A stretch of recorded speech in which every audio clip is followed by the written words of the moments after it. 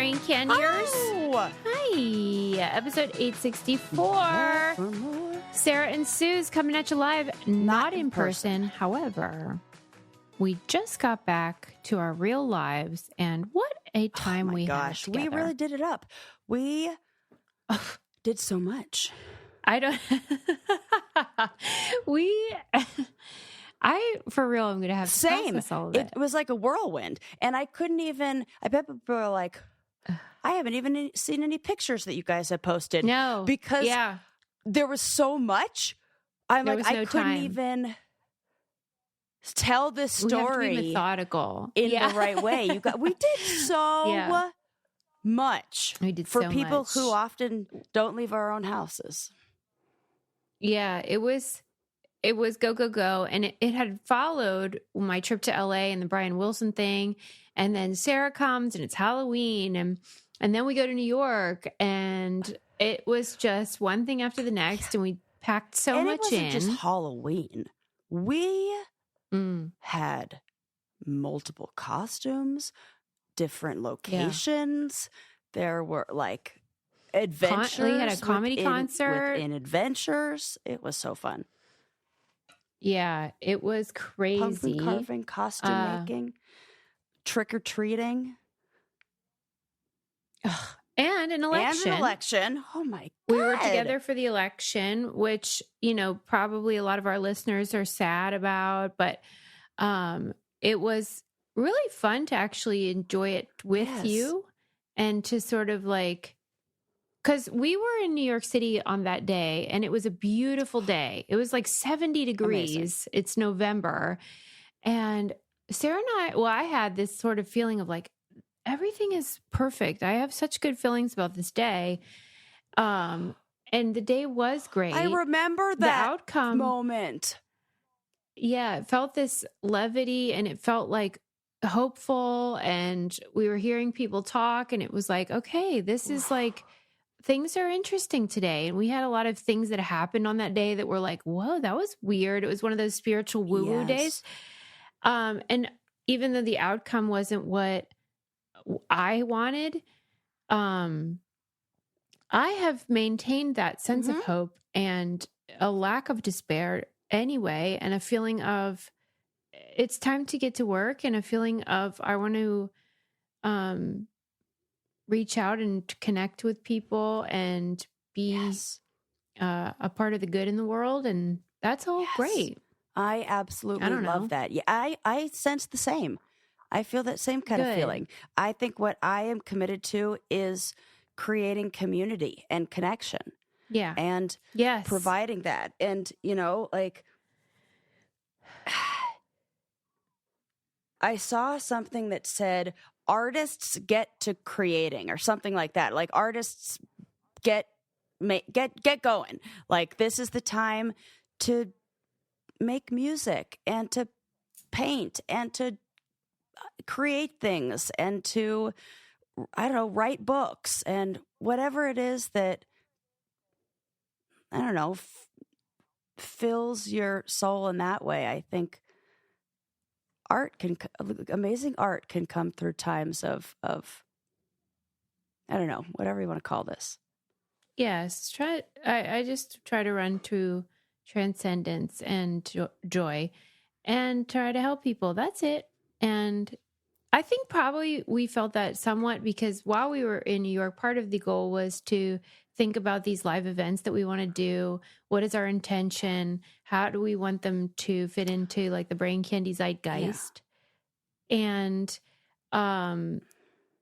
this all goes into that. I want our listeners to feel like they're a part of a community and to feel like we want to foster connection. Yes, and with that was what I was going to say.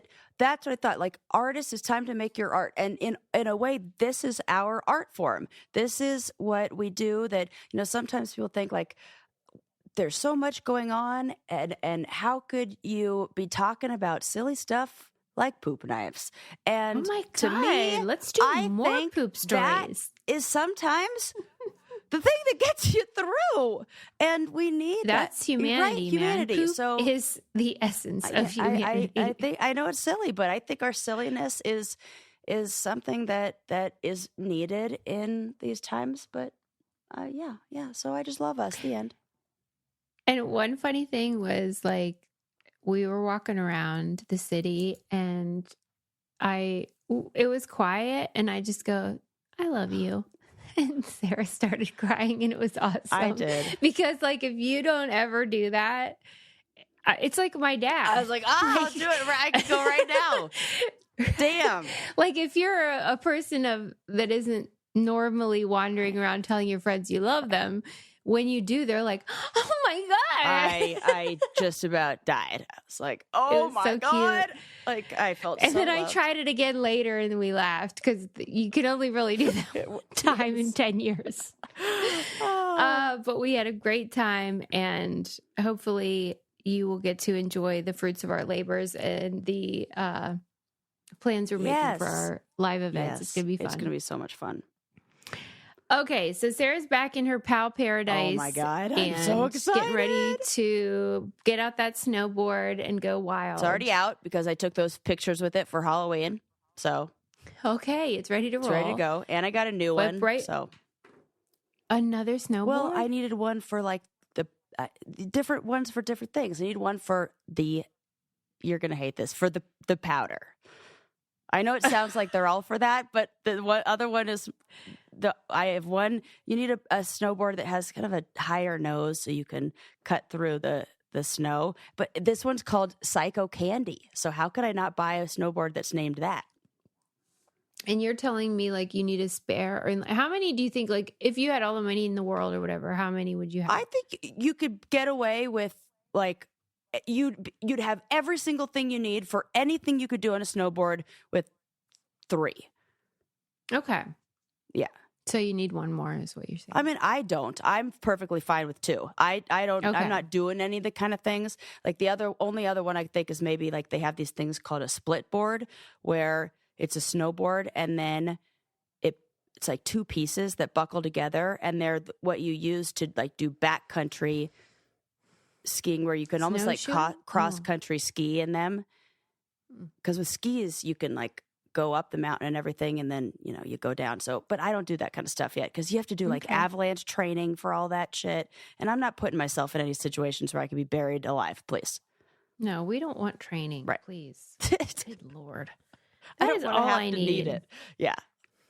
I'll tell you what I do need. And you could use when you're snowboarding as a base layer, which is Honey Love leggings. Absolutely. Well, you introduced me to the layering technique. Okay, I know that you laugh at this, but listen, I grew up in Southern California where I did not know about that. I was just having this thought today because I put on 2 layers, a undershirt on, and I'm like, yeah, layering. And Susie introduced me to this genius idea of putting on leggings under your jeans or pants so you don't get cold. What? Anything. Yes, for real. Dresses, skirts, whatever. It is crucial in cold climates, but you can wear Honey Love leggings and bras wherever. If you're going to the gym, if you're just running around town, they are so supportive, so flattering, such high quality. You feel like you're, taken care of. Yep. Remember that white dress I was wearing in New York? Underneath that was a pair of Honey Love shapewear leggings because I knew we were going to be walking a whole bunch and I don't like when my legs rub together. Yeah. And that is such a great thing to do. And like not all shapewear is the same. Right. And these are like the real deal. Treat yourself to the best bras and shapewear on the market. Save up to 50% off site-wide at honeylove.com/braincandy this month only. Inventory is limited and the sale ends soon, so don't miss their best deals of the year. After you purchase, they'll ask you where you heard about them. Please support our show and tell them we sent you. Elevate your comfort, elevate your style thanks to Honey Love. Yes. I love their stuff. I need to go on their site, though, and check out the sale and see if they have anything new cooking. Last time I tried was in the middle of our episode, and you told me I wasn't allowed to do that. Yeah, no shopping and podcasting. We also got to see Atsuko Akasuka. She's a comedian that is incredible. Her special. Yes. I mean, she's a dynamo for real. What a lady. I mean, we were lucky enough to get to meet her. Susie got us VIP meet and greet tickets. And she is such a doll and so sweet and gave everybody so much of her time. She was so sweet. It was almost too much because Sarah and I do these like Challenge Mania things and stuff. And we know how draining it can be to like, yuck with like hundreds of people and take pictures and all that. And so like she had just done this set and performed in a theater. And then she has to like take pictures with all of us goons. Right. And we were just like, no, it's fine. Who cares? Whatever. And she was insistent and engaging. Yes. It was very sweet and impressive. And but we're her so comedy grateful. Out of this world. She has a special on She's so Max. She has what? Watch. Her special's on Max. Everyone should watch it. Absolutely watch it. Also, style icon. Ugh. I could never. Oh, I want to dress like her. She is so cute. I can't take it. It's absolutely adorable. And I just love, she did a lot in her set about friendship. Mm-hmm. And I just loved it. I was like, did she write this for us? It did feel like that. She talked about reality TV. So, yes. Mm-hmm. It was amazing. So check it out. Her tour is fantastic. Okay. Also, we have to acknowledge that we are award winners again. Signal award-winning show. Here's the scoop. I can't clap very well with this stupid hurt finger. Clap for me. Do the cheer. Clap it. Okay. Do the... Thank you. There we go. So there was some confusion. So let me clarify. The Signal Awards, which are a very big deal, we were nominated in the Best Buddy Podcast category. And we were nominated with Chinwag, which is Paul Giamatti's show. And then what's the other one? The boys? Those two guys? I forget. Ear. Ear. It's another worm? Body part. No. Ear. Biscuits. Yes, those guys. And so they give a gold, silver, and bronze in the category, but that is done by judges. And Sarah informed me that the judges for the Signal Awards this year were like 15 men and a lady. Somebody else informed me of that. Okay. We became aware of this. Yes, we became aware. Somebody was like, hey, I had to go vote for you, especially after I saw the panel, because I'm like, these gals need all the help they can get. Yeah. And so we were like, well, that's a lost cause, especially because Ear Biscuit and Chinwag are far more popular in terms of like just numbers. So I was like, okay, well, it's an honor to be nominated, right? So fine. Yes. But then in each category, there's also a listener's choice award. And that's what we had asked our listeners to participate in by voting for us. And whoever got the most votes is the winner of the listener's choice award in the Best Buddy Podcast Signal Award. Yes. And that is what we won. So we got a listener's choice award in that category and the silver in Best Buddy Podcast from the male judges. Yes. So amazing. We're the only ones in our category who got 2 awards. Yeah. Fuck you, Paul Giamatti. Shh. I mean, I'd love to work with you in the future. It was an honor to be even considered in your category. That was funny. But it was such like joy. Unless this person wants to sponsor us, in which case... It felt really good. It always feels good to be validated in that way. But it felt mostly good that our listeners can be so kind and generous in voting and mobilizing and knowing that like it means a lot to us. And also, didn't Paul Giamatti's show win? Yes. So, the guy who's like been nominated for an Academy Award. Not even nominated. Oscar winner. The Oscar winner gets gold. Fine. And we get silver and we beat the other the other dude's podcast. Come on. It's a win. That is a freaking win for these gals. Look at us. I know. Two-time podcast award-winning, actually like 3 awards, really. Yeah, because we also 3. have podcast award. Yep. Yes. Okay. And then also we have a shout out to give. We, on our website, there's this part of the website where you can like donate or like give us a glass of wine or whatever. And we love those. It's been years since anyone's done that because, like, it's just such a joy that you would even do it, but like it's not necessary. And we had somebody give us a bottle of wine. Whoa! And her name is Christy Eggert. And I say, Christy, we love you. Cheers to you. And boy, did we drink it. Yes. Oh boy, we did. I mean, Sarah and I are in a detox program now. I really am. It was what did I do? Debaucherous. What went on? Here's what happened. I was in Brooklyn, and it reminded me of baby being 21 in Brooklyn, and your girl was acting like she was 21 For real, in Brooklyn. Sarah, we were out of control. Yeah, I had 2 dirty martinis in the same night, amongst others. Right. In addition to, we were wilding out. Yeah. Nobody got hurt. Everything was fine. Right. But it was like, right. I don't know. I got a blister that is no good. The worst one I've ever had in my life, guaranteed. And it's because after all those drinks and election, I couldn't feel it. I was just like listening to the Wu-Tang Clan and walking down the streets of New York City. Living it up. Yeah. Do you want to talk about? We can do that on your episode, the real world house experience.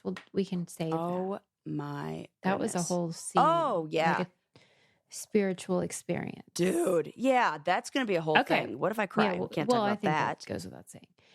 Okay. So first on the agenda, we have to talk about is. Sarah, I had watched this already, but then when we got to New York, I made her watch it again, which was the oh my god Manhattan Alien Abduction documentary on Netflix. Holy tamale. This is also like if I took Susie on a camping trip and then had her watch the Blair Witch Project before. Yeah, right. Right. Or like not before, on the trip. Like, are we sure? We're in New York, like in Brooklyn, and we're watching the Manhattan Alien Abduction. Which the story of the film happened near the Brooklyn Bridge. So it's called Manhattan, but it really was like Brooklyn adjacent. Oh my God, you're so right. Yeah. And it was wacky tobacco. So the reason why I made her watch it after I'd already watched it is because, like, first of all, it was right around Halloween. It was spooky, and the style of the documentary was like meant for that. It was like Twin Peaks. Yeah, kind of Twin Peaks, you said. Like, such a good creepy, call. But like subtle and like just mood lighting and all that jazz. Yeah. And we had I have a travel candle. And we got a bottle of wine and we lit that darn candle and watched it. And it was great. Okay. If you haven't watched it, I mean, it's the deal where, like, the story could be told in 5 minutes. It's like, there's a woman who felt that she was being taken into like a spaceship situation from her like high-rise apartment. She felt that she was like went out her window and levitated above the ground and like went up. It's like cuckoo crazy, right? Yes. But what made it compelling is that there, according to the story, were I don't know if this had anything to do with what just happened, but we're talking about alien abductions. Stop it! Sarah's whole system just shut down. Susie! And I didn't even fucking think about that as an option. Stopped. And it was freaktastic. But like, it like glitched in like the weirdest way and connected my weird AirPods things. And weird, like, what are you doing? The lights went out, the recording stopped, everything shut down. Sarah, are you an alien? The truth is out there. I want to believe. Okay, so as I was saying, the thing that made this incident different was that there are 23 witnesses out on the streets of Manhattan or wherever who say they saw a woman levitating 12 stories up outside of her window, and they thought it was like a movie set or whatever. And we're talking like, this is like Arched back. Brooklyn, Yeah. like Yeah, tough union people guy who who's don't like give a shit. he's not like a alien conspiracy theorist, and this isn't the days of I'm going to talk about this and then get famous on social media. What year was this? 1984, 86, something like that. something like that. And he's like, yeah, I thought it was a movie. I thought it was a movie Special set or something. effects, Special effects, like body being lifted into the air, and another woman described it as a light that wasn't like a flashlight Without a or source. without a source, but a light. Eminence. Yes. A glow. What? Yes. It's creepy, man. Ooh. And guys, you have to watch this, but like with somebody so you could talk about it. It is fun, especially like we had the bottle of wine, the candle, and all that jazz. Book club. This would be a good fun It would be a good book club because it was just fun and it was inconsequential, except for like the family at the heart of it. Because then eventually stuff happened to her kid and whatever. And there are, of course, like the documentary framed it as her against this sort of skeptic journalist person who's like not thinking this woman is like looking for maybe a payday or attention or whatever. But the whole film, there is no evidence that she's doing it for attention or whatever. Right. None. She doesn't get anything from it. No. Except pain and suffering and like wishing it didn't happen to her. You know, there are things that somebody says, like ways that people talk. Yeah. When they almost don't even give a fuck if people believe them or not anymore, but they know what the truth is, and you've just like surrendered. And she had the like the words that she used and the language was like, I'm like, this is a person who it's just like, something believe me or not, I don't care. Happened to. This is I am on her side. I have never heard a story that had me so convinced.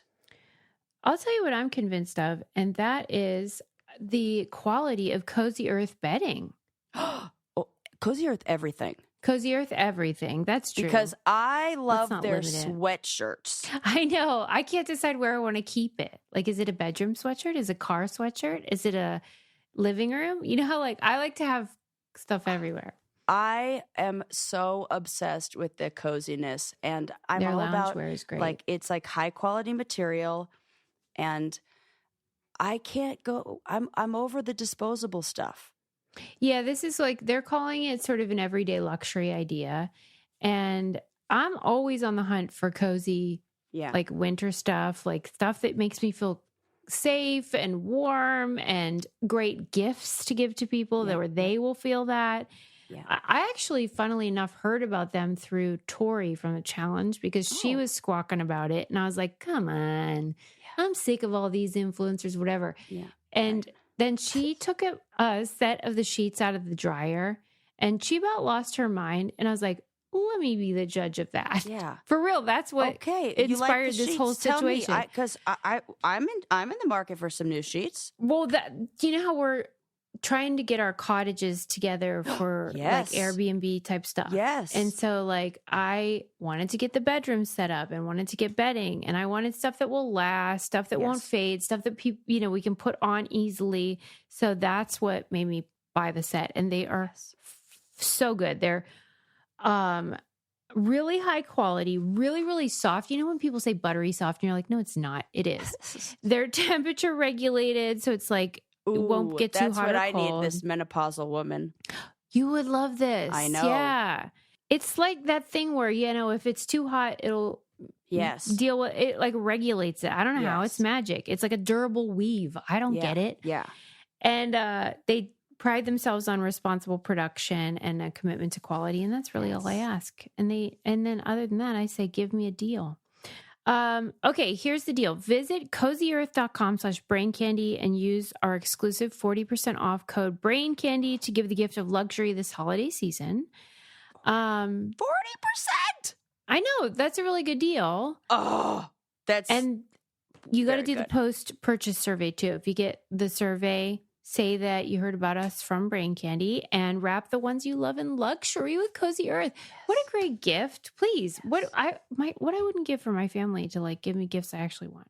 Yeah. And my favorite thing is getting somebody something that they like. I love a gift that the luxury version of something that you get maybe would buy for yourself, but you wouldn't buy the really nice one. Like, yeah, right. I would You just get, buy like, myself the basic. regular sweatshirt, but I'm going to gift Splash the out. Yeah. luxury sweatshirt. You know what I mean?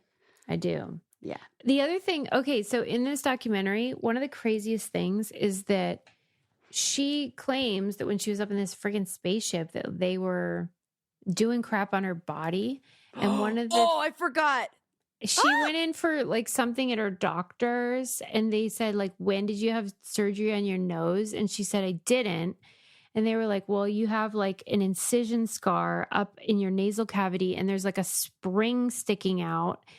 And then when her family got involved and was like also being taken up into this freaking thing, they were like having nosebleeds and all this All stuff. out of the same side. Like Explain poltergeist or whatever. I don't know what goes on. Why? What? All I want is what I felt like the what was so convincing, what I did not get was any explanation of why, like Yeah, you okay, did. it's They aliens, said, or it could be this, but I don't know. what You it know could what I be mean? otherwise. I don't know what it Yes. could be otherwise. If it isn't aliens, Yeah. then what is How it? did that thing get in there? How did that thing get in her nose? But how come they didn't pull it out and show us? What do you think happened? We to just it? saw the X-ray. Right. Yeah. I don't know. I don't know You either. skeptical? No, I just want to know. I want to Yeah, feel like we need more that would be info. like, hello, that big question. It's not that I'm saying I necessarily think aliens abducted this hooker, but something happened. Something happened. Something happened. I just want Because answers. 23 people saw something happened, and from very different places, and there's no connection between all of them, Mhm. and They didn't know her. there's no incentive. They didn't know her. So just explain that. That's all I You. want. That's all I want. Okay. You know? Moving on. But it's funny that I want things like that explained, but I don't want magic tricks explained. Well, because And I know that sounds like one a is rat. false. Well, I know that's... what do you mean? Well, magic tricks, we all accept that they're not real magic. Right. And I don't want to... Yeah. Yes, but I feel like do you think she was abducted by aliens? Well, I know aliens exist, but it's hard for me, like, I don't know. The other thing what if, I don't fucking know anything, but what if there's I've heard by some, I guess, theoretical, futurists, whatever, or physicists or whatever these people are, that it could be people in the future. Yes, That aliens are not necessarily, like, it could be from another planet, or another realm. it could be interdimensional travel or something like that. And, We don't know. there's so much out there. Oh, I wonder my why God. her, and though. Because she believed, or people told her or something, that they were interested in creating like an alien human hybrid. So stupid. Like whenever you say it back, it's right. like, well, that's it does sound ridiculous. crazy, but I think that I am less caught up or concerned about like those details, because I feel like it's, I don't know, like anything in maybe this, I feel like the same way about religion, that the details and the little stories and metaphors or whatever it is just like surface stuff, but you should like distill it down to like get to the point. Yeah. But like because maybe this was like in order for her to survive mentally what was happening. She had to disassociate and then create some story in her mind. And I don't know if that's real. I don't like those kind of, there's a lot of questions about that. But what I do know is 23 people saw something freaking weird, and nobody's given me any explanation as to anything else that it could be. Exactly. So that's all I know. That's all we know. You know? Okay. But watch it. It was fun. And then even if always, you think it's bullshit. And what has me like, is with a lot of things when a Netflix documentary comes out on it or whatever, there are a whole bunch of other stories about it that we hear. But sometimes with the alien stuff, it's like we hear about it and then, boop, yeah, nobody. We've done multiple episodes of this on this already. They exist. Yeah, biological matter. What? Remember when in front of Congress when they were like, right. "Well, yeah, come on, they're pilots." I was like, "Oh my god." So okay. So, We don't know. Okay. Yeah. I cannot forget to talk about this. Okay. So I have been dying to talk about this. When I was in LA for the Brian Wilson thing, and I was with Jason Fine, and he introduced me to some of his family members, and one of them happens to be a surgeon who specializes in urology. And so he does, those a kinds dick of doc. Yes, he's a dick doc surgeon. And and I mean, what more could I ask for really in a cocktail party situation? Right. Than a dick doc surgeon who is willing to answer my queries. Yes. And he provided me with the best talking point, as Sarah knows. Because we do often say, man, we don't know anything about the penis, and we really need somebody to. And we should. Yeah, we've asked Adam before to hey, Adam. They don't know either. Yeah, like jalapenos and so tell me what you asked or tell our listeners. Well, what he said. I got the biggest treat for all of us, which great. is this guy did his own vasectomy. You heard it here, folks. Did surgery on himself. He gave himself a vasectomy. And I bet you're wondering. And he's not some crazy sadomasochist either. Yeah, this isn't someone who just enjoys pain. I bet you're wondering, how did it go? Yeah. That sounds really terrible. Yeah. I bet you are wondering that. And I said, well, what's the verdict? Is it as bad as all these crybabies say it is? And he said, it was no big whoop. No big whoop. No big whoop. I feel like this might be the equivalent to a pap smear. Oh my God. Or like having or like a biopsy done on your cervix, which I've had done when I used to have a cervix. And that it's painful, but not like. Nobody's looking forward to it. Right. But I managed 3 times. He is basically a whistleblower. Yeah. In my eyes, because he has confessed that all the hand wringing and agonizing. I don't want to get a vasectomy. It's scary. It's scary. Can't you just take these like oppressive birth control pills or whatever forever? Even all the side effects with like the potential for blood clots and death. Right. Just because I'm scared, Z's. You freaking losers have been lying to us. And so I said, okay, well, what is the deal? Are they lying or what? Yeah, what's up? And he says that he thinks that it's all psychological, that like the idea of it is so disturbing to these pussies that it like gets into their brain and they think it's awful, so then it is awful. Yes. Yeah. I believe, and you're getting that. Okay. on a very different, okay, no, this is a terrible example and I can't use that. But so I have sometimes heard this said about how the birthing process is portrayed in movies versus what it is in real life.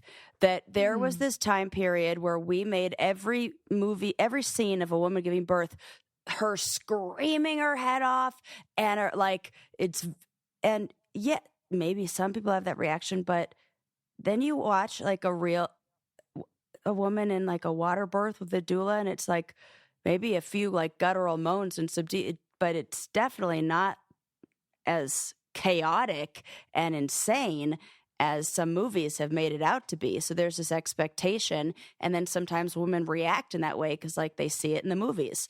And I almost feel like it's more cut and dry, no pun intended, than that, because this isn't like childbirth involves so many processes like within the body and nerves and then positioning of the baby and all this thing. There's so many variables. Yeah. But with vasectomies, it really is just this action. And I mean more so snip, in snip. Our perception of how it's going to be and how that changes the reaction in the moment. Oh, okay. That Maybe. like, that's why I'm like, this is a terrible example because it's too closely related to a vasectomy. It's maybe more like the kid who, like, if a kid sees another kid crying at something scary, then they cry, even though they're not really scared because they're getting the message that this is what I'm supposed to do in this moment from messages around them. Like, oh, getting kicked in the balls hurts. I'm sure it does, but like, oh, get anything with the penis hurts. Like, it seems like more psychological maybe than. Yeah, I guess so. Maybe in even just the weight of the patriarchy of like reproducing and like spreading your seed, and then that gets put in there too.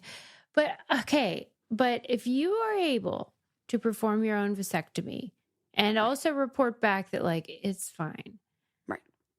I do not want to hear about it, and do not send me your dumb messages about like, oh, but mine was bad. I have a different whatever. I don't care. Right. I'm sick of you people. That a little bit of local anesthesia, like they're not just doing it without anything. It's like uncomfortable. I get it. It's fine. It's fine.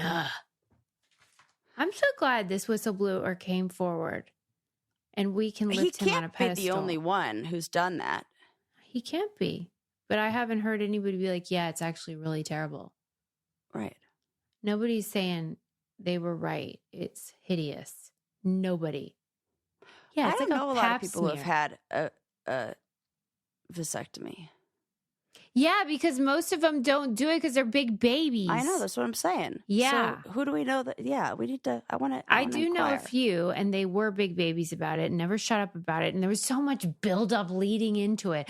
Oh, I don't know what I'm going to do, and I'm scared. I had one friend. I will not say your name, but you know who you are.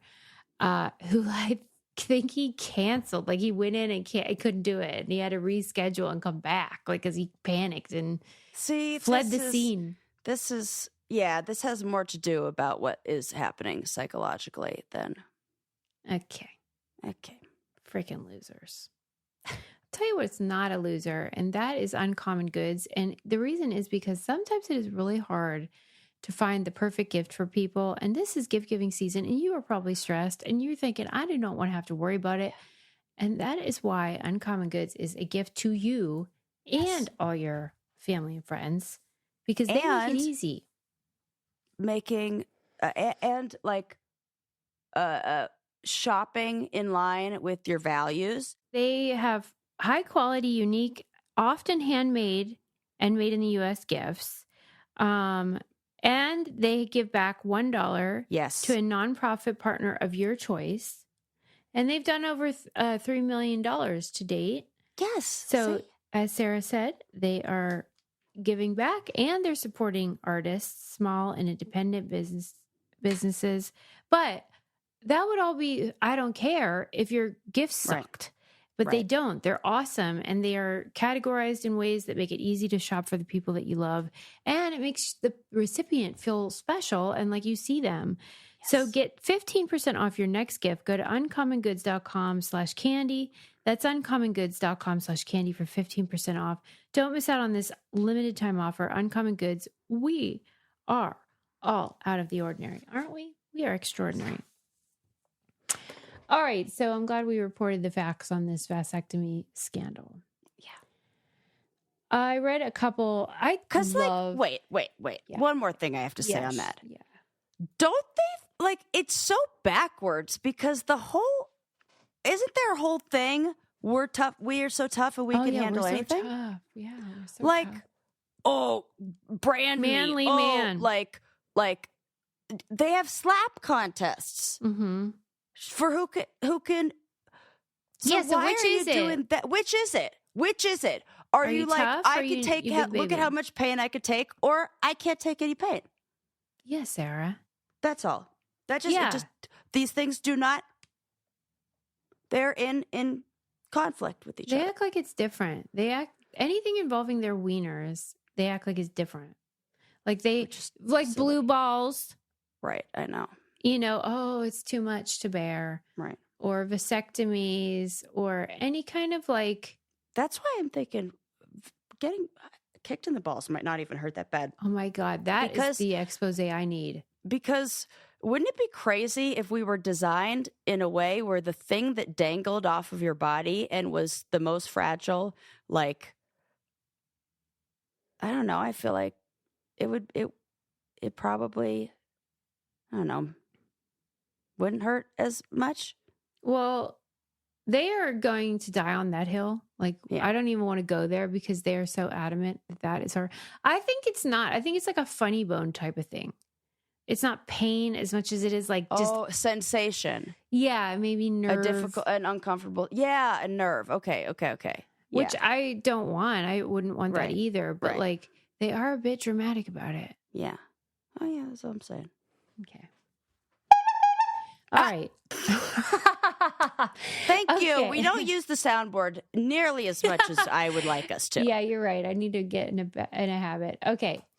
I love a great, I guess it would be is it called an obituary? Like in the New York Times when they do like an article, but it's because someone died. Yeah. What is that? There's like a name for it. I think whatever. obituary. That's Okay. like when they do a little write-up about... But it's like this is a long one, like an article. Because like, let's say Obama died. It would be more Right. than just an obituary. But whatever it is. I'm sure there's a name for it. Okay. Well, the New York Times did a couple write-ups recently of people who died, and they were great. And one of the most delightful was about this guy called Jeff Capes, who I'd never heard of. And he's English. And he, in the 80s, won the World's Strongest Man competition twice. Oh, okay. You know those Interesting. guys. I sure do. You ever watch like on ESPN2 back in the day, like those, they would air like reruns. Absolutely. I loved What it. a They would do treat. things like pulling trucks. Yes. And now I just started following a woman who is she's a strongman. They still call it the strongman competition, but female. That's And ridiculous. it is interesting. There's a word, it's called person, dipshits.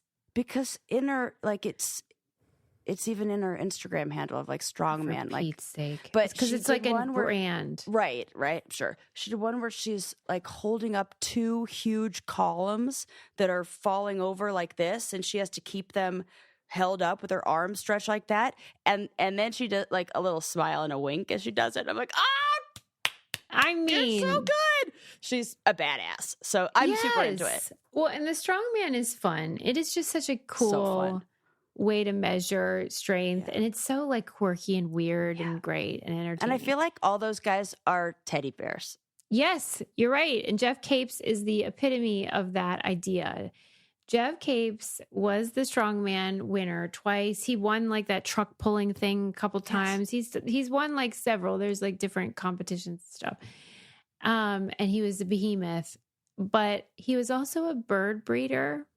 Oh my! See, come on. Can you Could you even? imagine this big because they're always humongous. You're not Huge. like huge. Beast. These are like the little baby birds. I just love some of It's just so stinking cute. He says that the color and beauty brings out his gentle side. Oh my God. Jeffrey. It's my little bird whistle. I mean,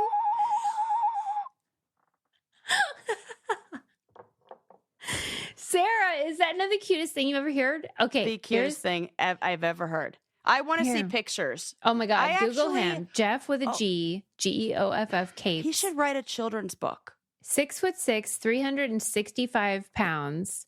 He was a crushing Adonis whose daily diet consisted of 7 pints of milk, 2 loaves of bread, a dozen eggs, 2 steaks, a jar of baked beans, 2 tins of sardines, a pound of butter, and a leg of lamb. I mean, when you're eating 12 dozen or 1 dozen, however many eggs a day, it's only right that you replenish the population.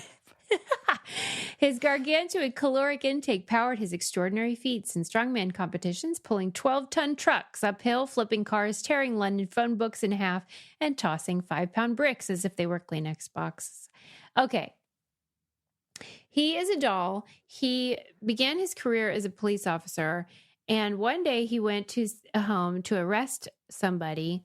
And when the man came to the door, he noticed that the man had a dozen of these birds called budgegars or whatever they're nicknamed, budgies, a type of parakeet. They were chirping in cages, and they reminded of him his childhood. And he asked if he could come in and look at these birds. And he sat down, had a cup of tea with the guy, held the birds in his giant paws. And then, like, after an hour, he was like, I got to arrest you, though. Oh. And so he had to, like, arrest the guy, but they kept in touch. And the guy gave him a pair of birds, and that's what started his breeding hobby or business or whatever. Yeah.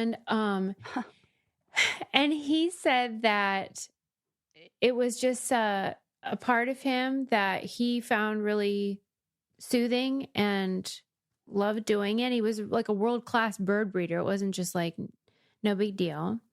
He was at birth 12 pounds, 7 ounces. So this is a guy that was like, holy shit. Oh, yeah. And it actually reminded me of... Jeez, that is big. Lincoln was 9 pounds, 2 ounces. And that is disturbing because I am a very tiny lady. Yeah. And I think 3 more pounds, like 30%. It's literally double what I was. That's wild. Imagine his mother. She was a big lady, but like She just built to breed big boys. yeah. And God bless her. Yes. But anyway, he owned more than 300 birds, and he had like a wooden aviary behind his home. He cooked for them every morning, and if you want to know what he cooked for them, he said, "It's my own special recipe consisting of boiled eggs, mashed carrots, and a few other secret ingredients that I'm not prepared to divulge. I mash it all up into a sort of porridge." I love him so much. What That a is very doll. I like people what's that his have name both. again? Jeff Capes, Geoff Capes. There's some really cool pictures of him, like with his arms like in the like muscle pose, but with like a bird on it. Oh, Sweetie pie. cute. Yeah. Yeah. How So- fun to learn about that Mm-hmm. in that way. I know. I do think like his family should write a children's book about him. Yeah. That would A be gentle really cute. giant, for sure. Yeah. About like you could write a cute book about that. And The then drawings would be adorable. another really interesting person who passed away recently was the creator of the JanSport backpack. Oh, do I know it? I don't know that they passed away, but do I know JanSport backpack? Hello. What do you think about them? I loved them. That was what you had if you were cool. Oh. Mm-hmm. In LA? At least in the valley where I Mm-hmm. was living. And Yeah, they're iconic. they are. It was like, so it came in every color. Yeah. There was something cool about, so when you were in elementary school, you had the cool backpack was maybe the one that had all the pockets and all the cool stuff on it and had like really techie, or like they had a bunch of stuff. And then by the time you get to junior high, it's like, I don't need this backpack. I just need Less is something more. simple, like less. Yeah. And you just like pick a cool color and then decorate it. It was really big to get like a black one and doodle all over it with like white Sharpie or those like white paint pens and stuff. And we would just color all over the JanSport backpacks, sew patches onto them. They were like blank canvases. And I just freaking loved them. Yeah, they were something. But part of why I love these, like, I don't know, obituaries or whatever, is because, like, I, of course, know the JanSport backpack. But if you grew up in that world, you don't know that that was like a trailblazing, iconic, game-changing item. I just thought there was always JanSport backpacks. I don't know. And so the article about his passing educated me about the history. And so his name was Murray. Originally it was Murray Pletz, but like pretty late in his life, he just didn't like his name anymore. So he changed it to Murray McCory. So I think we're dealing with a quirky character. Yeah. And Murray McCory, I wonder how he settled on that one. His daughter said like he just didn't like his name and it probably sounded good to him or something. Yeah. Okay. So he switched it. But at the time he had entered a competition that Alcoa, which is an aluminum company based in Pittsburgh, was having. My mom worked at Alcoa actually, which is so funny. But they had a competition for like creating a new product made out of aluminum. And so he entered and he wanted to design, he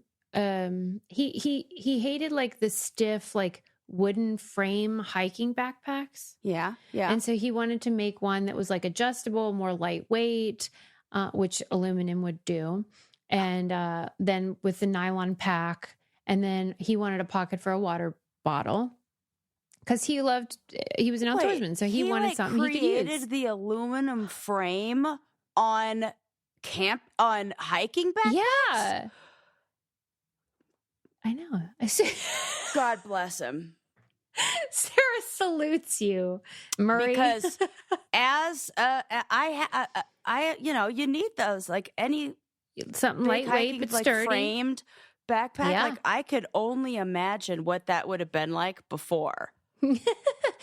Well, and so he won the competition, and then he and his girlfriend Jan decided like they wanted to actually sell this item. So they started creating it. She was the sewer and he was like the designer or whatever. And they had a real good team. But then they started like making other products. And so they innovated, like instead of like the triangle tent, he did the dome tent. Yeah. The mummy Susie. Sleeping bag. I literally have this man to thank for half of the stuff in my closet. For real. And Get that's out why of I town. loved reading it, because I thought, wow. This is hilarious to me. Unsung I'm like, hero. well, the only kind of tent you'd use, the only kind of sleeping bag you'd use, the only kind of bag. Man, I stand.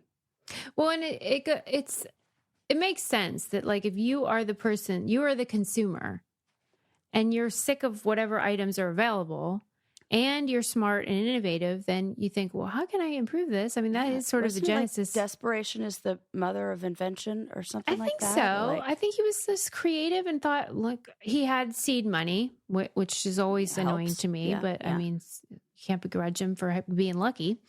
And they made the best of it. And the dome tent, that is. Yeah. Because he would look at like locals in like Patagonia, like the actual indigenous peoples who were doing it already. I mean, he's not like coming up with it. Right. They're doing stuff. And he's like, I could make that like mass produced kind of deal. Yes. And then the nylon zippers, the reinforced bottom, like with the leather swatch, the part of the backpack. Yes. And the part where if you put it on the ground, that part saves the water from going in and getting all of your books all wet. Yeah.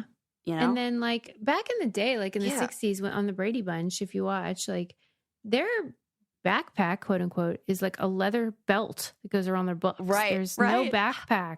That And is true. so you kind of take it for granted that there's always been backpacks, but there hasn't. So it's Right. cool. The idea of putting two straps. That was like their big hit, though, was the backpack. All the camping stuff was great, but like the backpack is what they created that changed the world. I'm blown away by this story. I had, because like they're items that I don't know, like these are items that I use all the time. And so it feels cool to know like the history. It's like they're so ubiquitous that he almost gets forgotten. Yes, totally. Yeah. Yep. But R.I.P. Murray, thanks for all the backpacks. Thank you. Sarah. I'm so glad that you should like go to his grave and leave like. I know, I should. I know. A little teeny tiny backpack. Okay. Patch. Did you hear about the total fools that are up for this week's Darwin Awards? The influencers in Brazil who were in a boat that capsized, and they had refused to put on life jackets because they didn't want to get bad tan lines. No. And so one of them died as a result. Oh my God. Mm-hmm. That's right. These idiots. I think there's nothing better looking than safety gear. You'll always be sexy and hot when you're safe. When you're not dead. Right. Well, because can you imagine? This is, I can't imagine. I can't imagine losing a friend that way and how awful that would be. But I can't imagine the scene where people are like, I don't want to wear a life, blah, blah, blah. We want to do selfies. And water acts in weird ways. So I don't care how great of a swimmer you are. I don't care how, whatever. She didn't know how to swim, so. Okay, well, there you go. She kind of walked right into this. You didn't know how to swim, and you did. Okay, so you're really unfamiliar with the. Oh, it's sad. Yeah, it's sad, but it's also like, I don't feel bad. I got to tell you. If you're in a new situation where I think it's people, I don't know, they underestimate the dangers of the water, and okay, I can understand that, but I cannot understand the cost benefit. Right, exactly. Mm-hmm. I can't. I definitely can't. It's a dumb move. She's dumb. Everybody there involved, like, why you would choose that is insane. Well, and the boat operator should have insisted, like, we can't leave until you put it on. And I think in some situation, if this were like certain lakes, he's liable. Like, and that's probably United why States. he's like saying all this stuff, because he's like, he's alive. Yeah. And he was like, she insisted on not because of her tan. Right. I mean, she's a moron, but you shouldn't have let her continue. Right. So Darwin Award, idiot. Jeez. Yeah. Wear a life jacket, especially, even if you are a great swimmer, especially if it's cold water. People don't realize what happens to the body in cold water, that it will lock up, and the best swimmer will sink to the fucking bottom because your muscles tighten, and then you actually can't use them. Mm-hmm.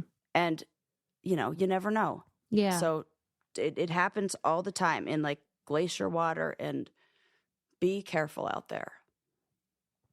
The article about the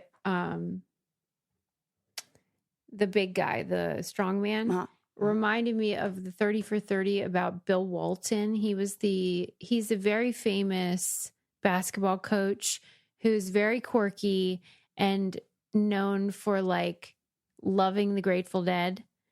And he died within the last year. So he's been like sort of on social media a lot, but he's just like this fascinating, gigantic white guy who, he claimed that he was 6'11". Didn't I tell you this? It is the funniest part of his story to me, that like, how I love a tall guy. Mm-hmm. And like, if I were a tall guy, I would be shouting it from the rooftops. But like, he insisted that he was 6'11", but like, if you see him next to Kareem Abdul-Jabbar, he was taller than Kareem Abdul-Jabbar. He was above 7 foot, but he like won't admit it. Oh, and this is something that happens. I couldn't figure it out. And then Lincoln made me think he cracked the case because he goes, it's not as impressive to like dunk and stuff. If like there's an incentive to lower it. I never thought of that. Lincoln. I know. Your son is a fucking smart kid. Well, his brain doesn't think like mine. And so I'm always like, he really like, he sees, yep, that is, of course, that is the answer. Like you want it to be like your accomplishments are not just like your birthright. Yep. Anyway, what was cool about him is that like his parents had met in this group, which I wish I could remember the name because it had a funny rhyming name, but it was basically like only tall people could be in this group. Oh, yeah. Like you had to be, if you were a lady, you had to be like 6 foot or taller and then whatever. And they bred and then created this like humongous human being. And I just thought, I cannot believe there were like, even back in this, what we keep talking about, like civic engagement and being in groups and connecting with people. Yeah. There used to be groups for just tall people. I think Yao Ming, the basketball player from China, is a product of basically being bred to be really good at basketball by parents who are super tall. Yeah. My point is just like, people have fascinating stories. Yeah. And like, it's really cool when people meet and then have extraordinary lives. Anyway, okay, moving on. Okay.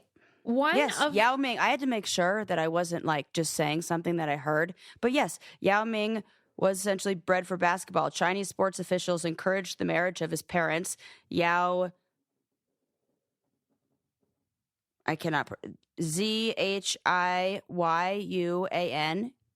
Zhuan, and Fang Fengdi in the 1970s in hopes of producing a player who could compete with the West. Jeez. Both of his parents were former basketball players, and he was born in 1980 to the tallest couple in China. I mean, I don't know. Like, it's like cool, but then you think like, I don't love eugenics or anything. Right. But it's like, wow. It's like great if it happens by accident where two which I love, we're going to see so much of because the athletes at this last Olympics were hooking up and getting together, and there were couples. I love it. We're going to have athletes that are like third generation Olympians. It's so fucking cool. So I like it when they meet like that. Organically, right? Yeah. Okay. One of my all-time favorite, and we should definitely do this for like our 1000th episode and all that, but one of my all-time favorite brain candy stories is the one we did. I think it was a New Yorker article, but it was about the madness of itching. Oh, and yes. the woman who had a chronic scratched a hole in her head condition where she scratched a hole in her head through her skull and then reached brain matter because it was so pervasive, untreatable, and relentless. Yes. This was happening in her sleep and stuff. It's not always conscious. And in that article, we talked about sort of like the way that itching, the impulse to scratch it is greater than almost any impulse a human being experiences. Yes. You're probably feeling it right now. Almost impossible to withstand for any length of time. Yeah. So I was so excited to see this article in The Atlantic this week about itching and the science of it and what is happening in the field. And interesting. And the history of it, because it is understudied and it's understood. Yes. Where we focus a lot on pain in this world and science and doctors. And it's like, how do we alleviate pain and ease somebody's distress in that way? But like itching, chronic itching is about half as likely, but it is still huge. People have chronic itching conditions and eczema, symptoms. Psoriasis, like. And sometimes it's like That's right. I think for no psoriasis is reason. bad. Yeah. Yeah. It's just your brain is glitching and telling you Mine is itchy. glitching right now because we're talking about it so much, and now everything itches. And so there's not a lot of funding for research on it. There's not a lot of people doing research on it. And if you happen to be somebody who has this as a symptom or a condition itself, it is a nightmare. I can imagine insurance companies not being too keen to, oh, they're itchy? Okay. Like, meanwhile, anybody that's been itchy knows it's just about as bad as pain. Oh, yeah. Oh, yeah. Poison oak, poison ivy, anything like that you've ever gotten? Woof. Nightmare. The author of the article is somebody with a disease that causes this. And so she was detailing what her life looks like and feels like, and how pissed she gets when people tell you to use lotion.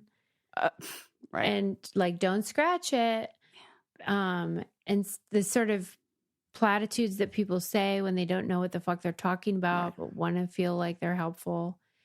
And just how maddening it can be, and how, it can increase like suicidal ideation, of course, because if you cannot get rid of an itch, right, you go crazy. Right.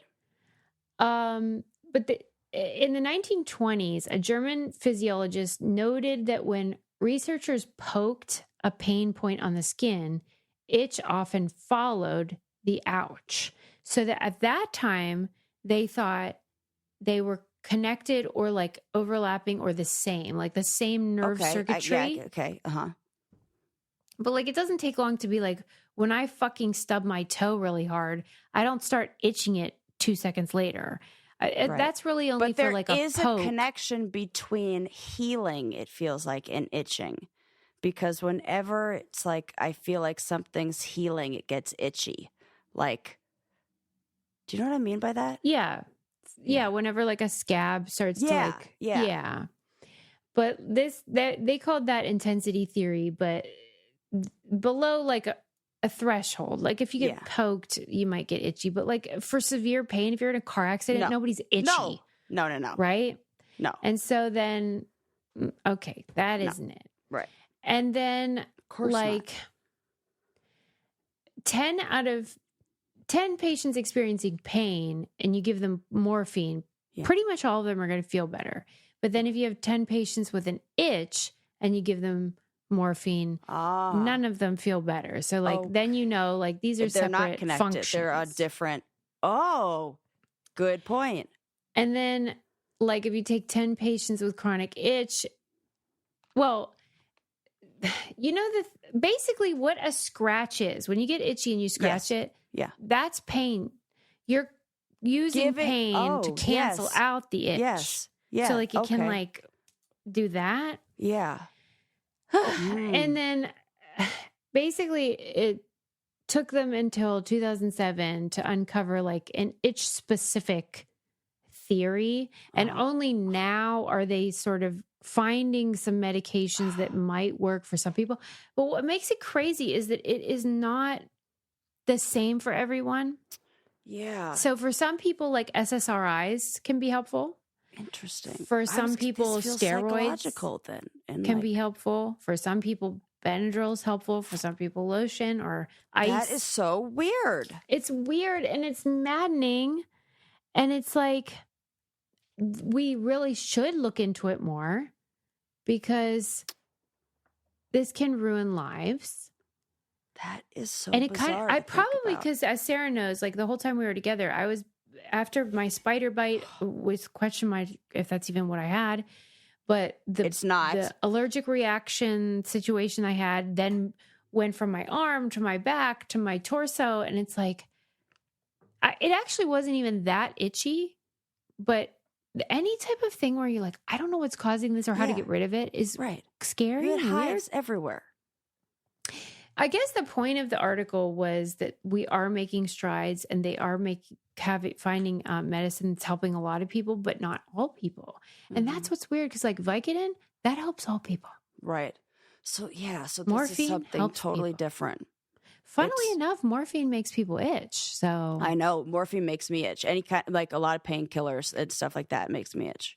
what's that about? I have no freaking clue. But yeah, that does kind of lean. I also get all of the psychological effects of any sort of post surgery, like gabapentin makes me have like a mania and stay up all night long and like can't sleep and crazy. It makes me crazy. And so I feel like maybe itching, there's a big psychological component to it that but more like the chemicals in the brain, you know? I sure hope they keep working on it though, because what a terrible thing to experience. Right. And like, especially if you do not know the origin, if it's not directly connected to like, I got a bug bite and now I'm itchy. Right. But that was in the Atlantic and I do recommend it because it was like, and puts you in that space. You can talk about pain all you want, and I don't feel like I broke my arm. But you sit here talking about being itchy, and all of a sudden I have to itch everywhere. Yeah, it talked about that. What's it talked that about that, how like they did this thing where they invited people to hear a lecture on itching and then videotaped the audience. Oh, genius. Okay. And it was that. Yeah. So what do all those people have in common? Well, right. I mean, what you're describing, the contagion of it and the how you can suggest it is totally different from pain. Right. So I want to know what kind of people, like what are the people who... Is it the stigma about it? Because if somebody's itchy, historically, that's been, well, you have maybe lice or you're unclean and you don't want to catch that, right? Nobody's worried they're going to catch a pain from somebody. Right. So like there's this stigma associated with scratching where it's like unseemly and seen as like dirty. Oh my gosh. That does not exist with an injury. This is fascinating. It's totally fascinating. There needs to be a whole book on itching, and I could totally read it. So I would recommend that article, but also just like more research on itching, please, because I hate it and it's disturbing. And I hate when we don't understand the brain. It makes me upset. Right. And how like nothing makes sense, probably because of aliens, just to take it full circle. Yep. But anyway, I miss you already. I miss you. Thanks for spending so much time with me. It was really a pleasure. The only thing I regret is that we didn't play more Scrabble, but you know, whatever. Yeah, but it was really fun. Yeah. Sarah won. It was 325 to 320 and she cheated though. Cheated. Yeah. Yeah, so then we called it a tie. She didn't really cheat, but there was like a misunderstanding. Yeah. But it was the perfect outcome because it was like so close. Yes. But also just and we sort did of that like thing, anybody's game. You did that thing where you don't add up all the points until the very end, which is how I suggest people play. I can't believe anyone does it otherwise. Oh, no. When you play with aggressive dudes, they add it line by line so that they know how defensive they have to be. It wouldn't make any difference to me because I'm always going to try to get the most points and prevent the most points. So what do I care what the score is? Exactly. So it was really fun, and it was a beautiful day in the park in New York, and we watched ice skating. It was the best. It was awesome. Yeah. It was wonderful, and we missed all of you because if you had all been there, it would have made it even better. Yes. But don't Sunday, forget you'll be with all of us in New York for a live event. So Brain Candy Live. We'll keep you posted. We got big plans, and we got to cover lots of cool stuff today: aliens, vasectomies, strongmen. Yep, and women. And backpacks. It was great. Yes. Don't forget to use our code, seriously, because what do you want us to do around here? We gotta keep living. Yes. Thanks for listening, everybody. We love you. Bye.